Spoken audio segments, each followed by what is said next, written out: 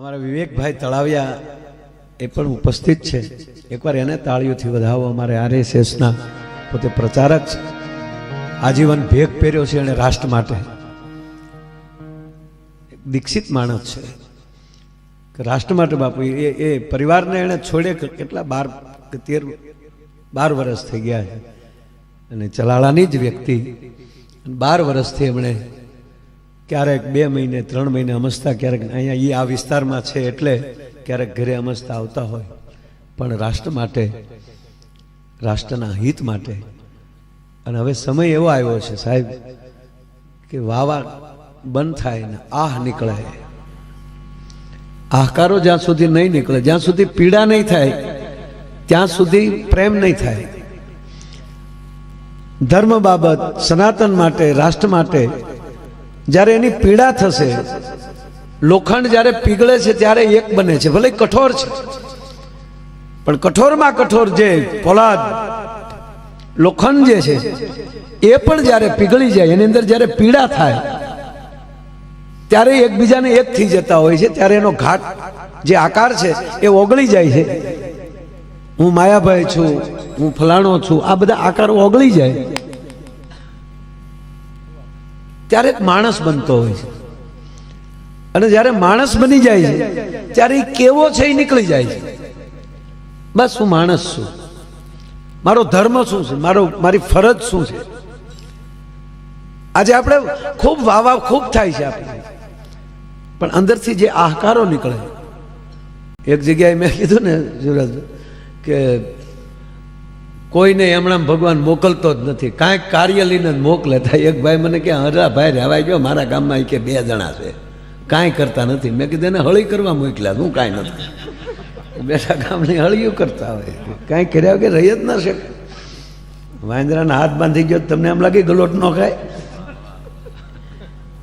ગલોટ ખાય જ જાય. પણ પહેલી વાર એક વાત કહું છું આજ, એ અમારા બધાને લાગુ પડે છે, આખા જગતને. મને પહેલા તો મને જ લાગુ પડે, કારણ કે હું બોલું મારે સાંભળવું જોઈએ ને.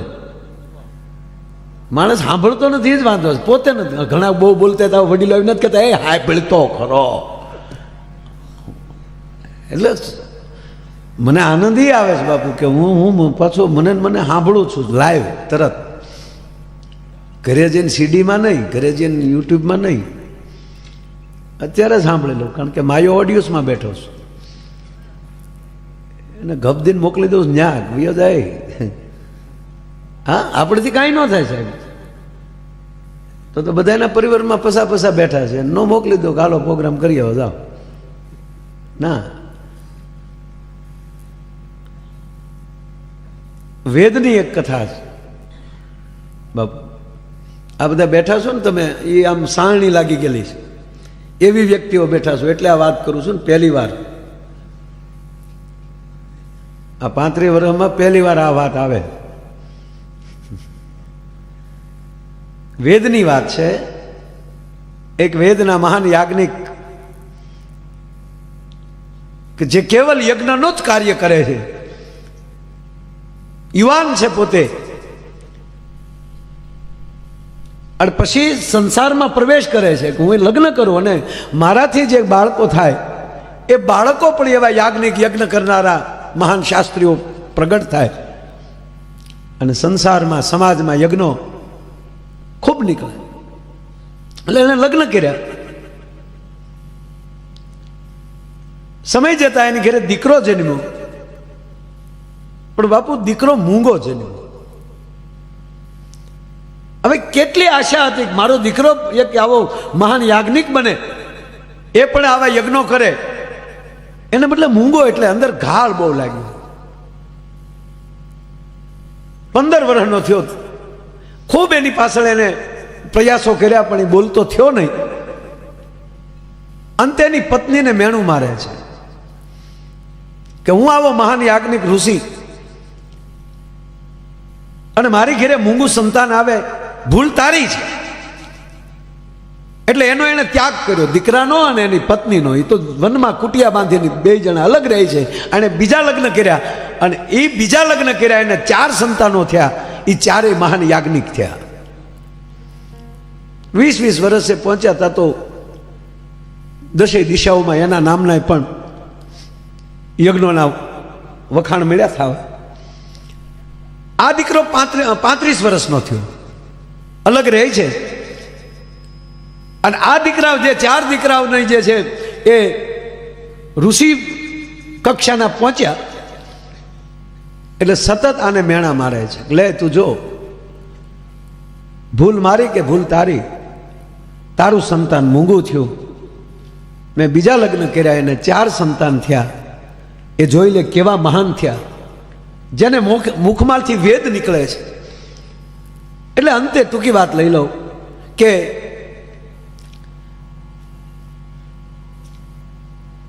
થોડોક સમય જતા એ જે દીકરાના મા હતા અલગ જ રહેતા હતા, મા દીકરો 2. પણ બાપુ બન્યું એવું કે બાઈને એમ થયું કે હવે મારે શું જીવવું, મારે કેટલાક મેણા સાંભળવા, મારો દીકરો મોહન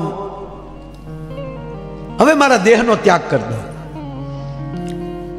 નદીના સટાન ઉપર આવે છે, મોટી ભેગ છે, આયલી મારી કાયાને પડતી મૂકી દઉં. એ જ્યાં પડવા જાય વિનોદભાઈ, ત્યાં 35 વર્ષના છોકરાની રાડ ફાટી ગઈ. માં અને બાવડું પકડ્યું, તું બોલ્યો, બેસ હેઠી મારી પાસે, હવે સાંભળ્યો છે. હું મહાન ઋષિના ઘરે જન્મ્યો છું, હું જેવો તેવો ન હોય, હું બ્રહ્માજીનો યાજ્ઞિક હતો. બ્રહ્માજીનો યાજ્ઞિક હતો. માં બેસ મારી સામે, તને હવે વેદની રૂચાઓ સંભળાવું. તો તું અત્યાર સુધી બોલતો કેમ નતો? કે મને શ્રાપ હતો, મારા શ્રાપને તારા આહુડાએ ધોઈ નાખ્યો. નકર તો આ ભાવ મૂંગો જ રહેવાનો હતો. પણ તારી સતત પીડા, તારા સતત આહુડા અને મારે લીધે હવે અંતે તારું બલિદાન જાતું હતું, એમાં હું શ્રાપમાંથી મુક્ત થઈ ગયો. મારી મા તે મને શ્રાપમાંથી મુક્ત કરાયો. તાકે તું આવો મહાન ઋષિ હતો એટલે તો ઋષિના ઘરે આવ્યો. કે તું પણ મૂંગો કેમ? તક માં ત્યારે હું બ્રહ્માજીનો યાજ્ઞિક, બ્રહ્મા મને મોકલતા બધે યજ્ઞ કરવા, એટલે હું મારી વાવામાં વયો ગયો હતો. મારે વાવા કરવીથી મારા રાષ્ટ્રના શાસ્ત્રની, મારે વાવા કરવીથી મારા વીરવર પુરુષોની, પણ મારી વાવા મળી થવા. અને આપણી પાસે જે જ્ઞાન હોય ને માં, એનાથી ધર્મની વાવા થવી જોઈએ, વ્યક્તિની વાવા નહીં. હું વ્યક્તિની વાવામાં વયો ગયો હતો, એટલે પરમાત્માએ મને મૂંગો કર્યો હતો. ભલા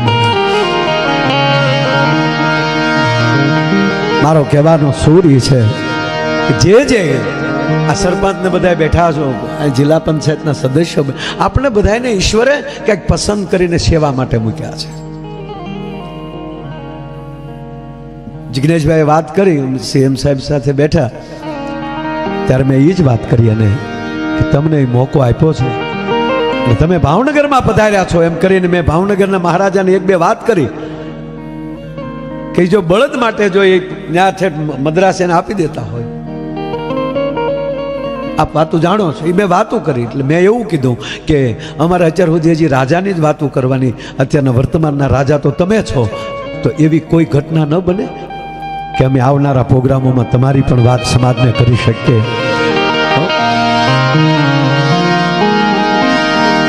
ઈ માથે ઓઢિયો ઢળીને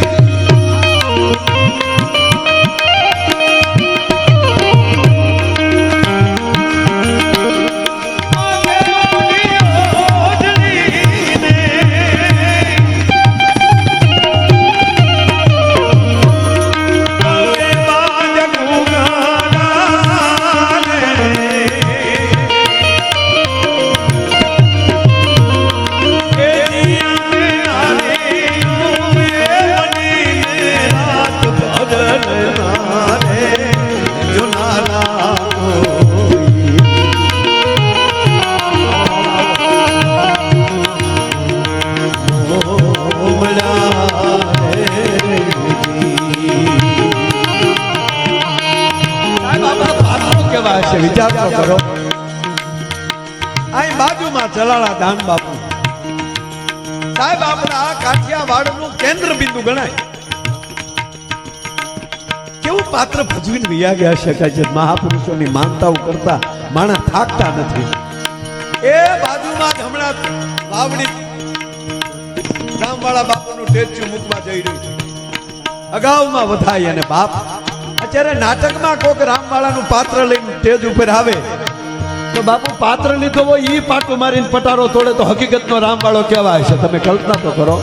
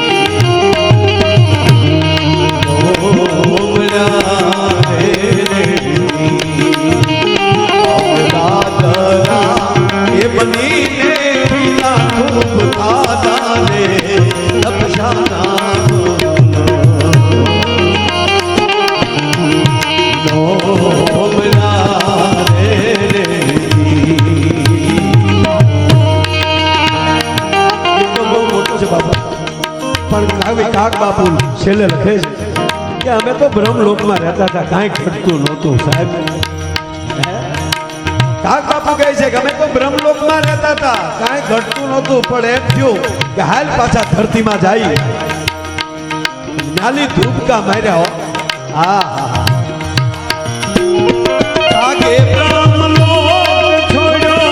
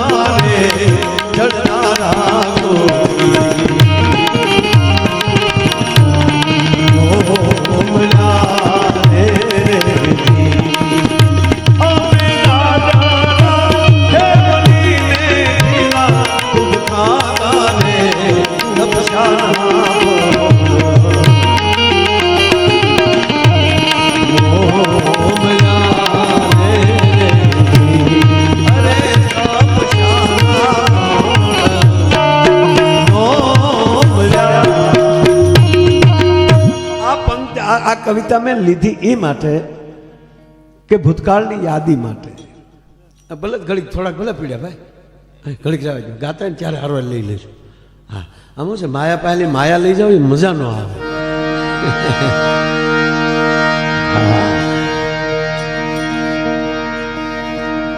ખરેખર આમાં કરંટ તો છે જ, એ તો વાતું થાય.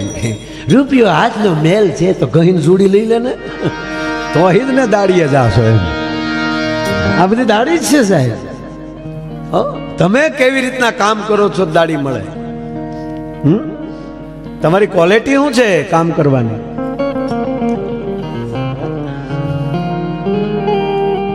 અમે દાડીએ જ આવ્યા છે, અહીંયા નથી આવ્યા. આજ તો ઢાલ ચડાવવા આવ્યા.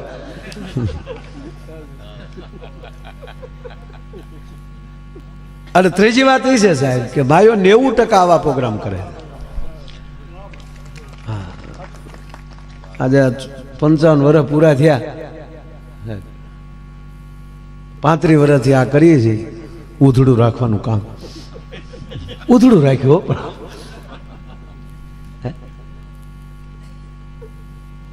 પણ 90% મિત્રો કંઈક કરતા હોય ને આનંદ ના આવે તો પછી આ કવિતા શું કામ ગાવી જોવે? આ કવિતા એ માટે જ લીધી મેં. જો કે કેટેગરી બાબુ ઘટતી જાય, કેટેગરી આમ વિચારધારા. જો આપણા બાપા નાના હતા તો એના બાપા એમ કહેતા કે આમ નહીં કરવાનું, એટલે પછી નહીં જ કરવાનું. નો પ્રશ્ન. હામું બોલાય, હામું બોલાય એમ ન બોલાય. અનકભાઈ કેમ ગયા? હા, ધારંગડીના ધણી.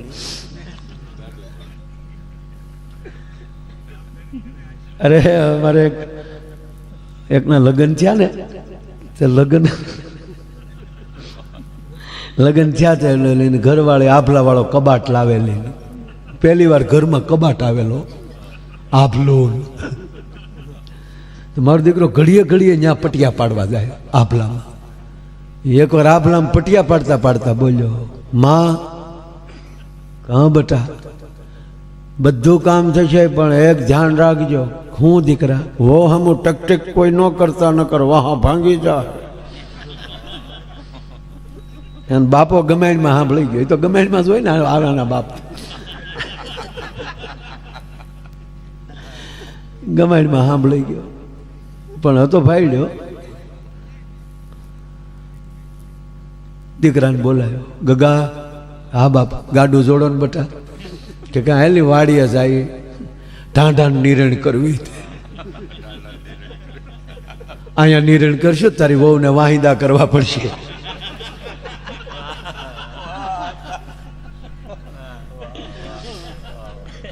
એને કરતા અહીંયા વાહિદા તારી માં કરે ને, વાડીએ હું પોદળા ઉપાડી દઉં, તમે ટેસ્ટથી રહેતા હો.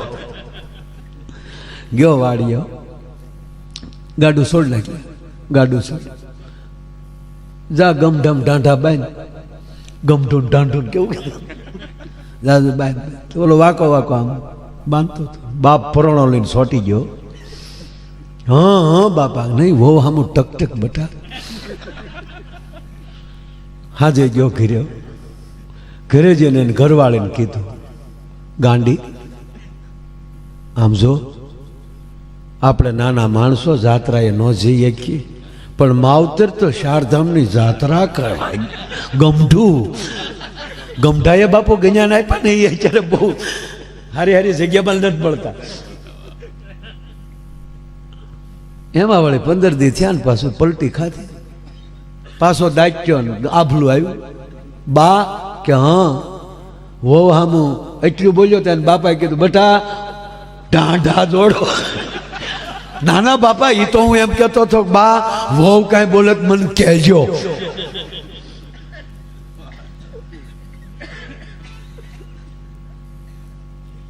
પણ વાત એ છે કે વર્તમાનમાં જેની અંદર મહત્વતા દેખાય એની સાથે જોડાવું. રામવાળા બાપુ સાથે જોડાણા હોત એ સમયમાં તો બારવટે ન ચડવું પડે. અમીરજી ગોહિલ સાથે જોડાણા હોત બધા તો ગજનીના બાપની તેવડ નહોતી કે મંદિર નીકળ્યા હતા તો કઈ વાણમાલી ન્યાલી તો વિયોદ નહોતો. જ્યારે કોઈ પણ મહાપુરુષ કાગબાપુ એ માટે આ કવિતા લખી કે કોઈ પણ વ્યક્તિ વર્તમાનમાં જ્યારે હોય ત્યારે એ પ્રગતિની આપણને ઈર્ષા થાય છે, ટેવ પડી ગઈ છે પાળિયાન ફોટા પૂંજવાની. જાય છે પછી એને આપણે પૂંજીએ છીએ, જાય છે ત્યારે આપણે એના પાળિયા પૂંજીએ છીએ અને એના જ ગૌરવથી પાછા જીવીએ છીએ કે અમારા હતા. પણ તેથી આપણે ક્યાં હતા? મહારાણા પ્રતાપ સાથે આપણે કેટલા, ભગવાન રામ સાથે આપણે કેટલા, ભગવાન કૃષ્ણ સાથે આપણે કેટલા કેટલા યાદવ? લિસ્ટ બનાવો. સત્ય કડવું લાગશે. પાછી વાત એ છે કે અમે કોઈ બાપુ ધર્મની વાતો કરી તો ટુકડા કાઢીને માફીઓ મગાવે છે. આવું કેમ બોલ્યા? તમારા બાપુજીની કાંઈ હાટું બોલ્યા. નહીં નહીં નહીં, હકારાત્મકતા લાવો, ખૂબ લાવો. યુવાન મિત્રોને પગે લાગીને કહું આપણી ઉર્જાને અંદરો અંદર ન ટકરાવો. તમારી ઉર્જાને રોડ ઉપર પ્રદર્શન ન કરો. તમારી ઉર્જાને ધર્મ માટે પ્રચલિત કરો. એક બની જાઓ. જાજા વર્ષો નથી આપણી પાસે. તલવારની ધાર ઉપર હાલ્યું જાય છે ભારત. પણ બાપુ મને ભરોસો એવો દેખાય અત્યારે કે આ નકારાત્મકતા વહી જાય ને, આ દેશની અંદરથી વિરુદ્ધાભાસ નીકળી જાય, ઈર્ષા નીકળી જાય તો 10 વર્ષમાં આ દેશ વિશ્વગુરુ બની શકે. એકલા મોદી પ્રયાસ કરે અથવા તો સંતો પ્રયાસ કરે, મહાપુરુષો વ્યાસપીઠ ઉપરથી બોલશે, એ નહીં થાય. આ માણસ અહીંયા આવીને આવું બધા જે બધા તમે આયોજન કરો છો અને આની અંદર અમારે તો ખાલી એક રાત આપવાની છે, પણ એ રાતના અમારા ધક્કા ફેલ ન જાય એ માટે આપણે પ્રતિષ્ઠા કરીએ છીએ. પણ આપણે પ્રતિષ્ઠ થવાનું છે. આપણે જો પ્રતિષ્ઠ થઈ જાય, આ મહાપુરુષો પોતાના ઘર બહાર મૂકીને ભેગ પહેરી લે. આ તો રામને તુલસીદાસ મળ્યા કહેવાય ગયો. બાપુ દાન બાપુને જો તુલસીદાસ મળી ગયા હોત તો આવડો આપણા માટે બીજો કેવો ભગવાન હોય શકે? તમે કલ્પના તો કરો કે એકની પીડા ઊંધરી થાય. બાપુ એઠા બોર ખાઈ એકાય પણ કોઈના પાસ્ત્રો ન સાટી એકાય. ભલા મને કલ્પના તો કરો કે એ કૂતરો થઈને જીભે જીભે લબરકા મારી લે. એક રામનો ભક્ત રામની હારો હાર વયો જાય છે. ઠાકરની માળા કરતા કરતા ઠાકરના લેવલે પોગે જ. આ અમારે સાજિંદા હોય એ અમારે પ્લેનમાં નીકળી જતા હોય અને અમારા જબામ ભેગો મકોડો રહી ગયો હોય તો ન હાલો, એની ટિકિટે ન લેવી પડે. મકોડો મુંબઈ નીકળે, બોલો, ભેળો ગોઠવાઈ જાય.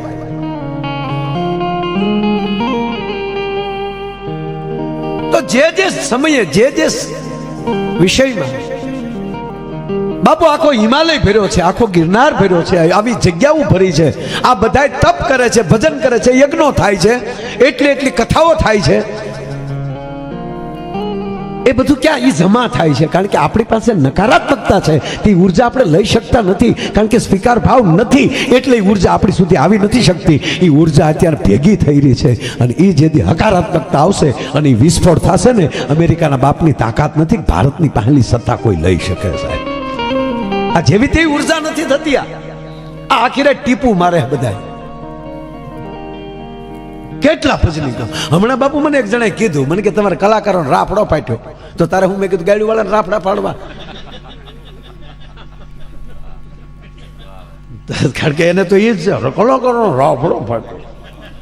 એ અમારી તર છે સમાજની, ફાટી. હવે અમે અહીંયા સ્ટેજ ઉપર બેસીએ ને ગૌરવ તમારું છે, તમારી તર છે. અમે તમે ઉકેલ્યા છો ને દૂધની જેમ તર હોય ને, એ તર ઉપર આવે, પણ મૂળ તો તર દૂધની ને. એમ અમે છે તો તમારા સમાજના જ છે ને. એ અહીંયા આવ્યા છે, અમે જેવા હશું ને એ ક્વોલિટી તમારી ગણા. હવે તમારે જે કેવું હોય કહેજો. કે કલાકારો હાવ આવે તો તમને ને તમને કહો તમે છે તો આપણા અને તમે એવું સાંભળતા થાવ તો બધા પાસે પીડ્યું જ છે પણ અમારે વાવા જોતી તમારે વાવા જોતી તો બે બધું ભેગું ક્યાંથી થાય પણ જ્યારે આહકારો નીકળે કે હા હા આપણે અહીંયા ઠેઠ બાવલિયાઓ બધે સનાતનની જયકારા બોલાવે છે હવે અહીંયા હૃદય ઉપર હાથ મૂકીને કહો કે આપણે કેટલા ટાઈમ ટુ ટાઈમ મંદિરે જઈએ છીએ હા અને કેટલાને ભજન મોઢે આવ્યું